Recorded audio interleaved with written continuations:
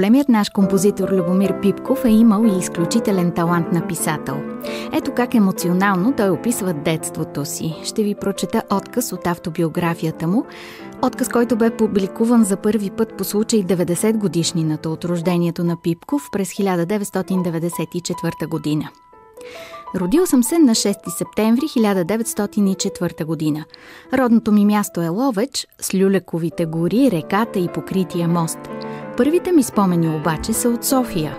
Полета с търнаци, в покрайнините на града, и игри на бебек, на гуда, на дълги магарища и на войници. Във вестник "Вечерна поща" сричах новините от Триполитанската война. Скоро войната дойде и при нас. Обирахме градините, кичехме войниците с цветя и изпращахме влаковете. После настъпи затишие и след това посрещнахме първите ранени. Още помня дългите болнични коридори, ранените войници и острата миризма на йодоформ. Животът бързо се променяше. На 14 години вече учех пиано при Иван Турчанов. Баща ми, композиторът Панайот Пипков, желаеше за мен едно по-спокойно поприще. Гимназия, университет, после лекар или правист. Но това не се случи. Баща ми нямаше пари. Богатството му бяха огромната любов към хората и природата, възторга за хубавите неща и почти религиозен култ към изкуството. Странно ми беше защо на този културен, ентусиазиран, благороден, жизнерадостен и смел човек не вървеше в живота. Настъпи Първата световна империалистическа война. Пак обрахме градините с цветя и изпращахме войниците, но някаква дълбока промяна в хората и тяхното мислене променяше и облика на тази война. Зачестиха некролозите.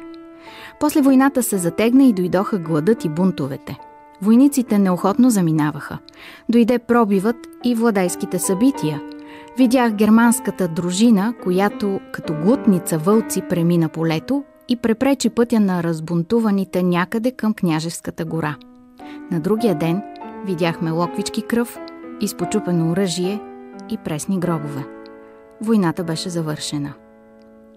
Моите занятия с музиката вървяха доста повърхностно.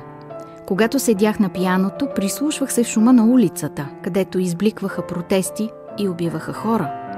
През прозореца виждах озверен човек да тича подир младеж и да го поваля с един удар на сабята си пред очите на майка му. И днес, когато трябва да кажа нещо за себе си, неусетно навлизам в тия събития, като че в тях се крие не само същественото от моята биография, но и от биографията на цялото мое поколение.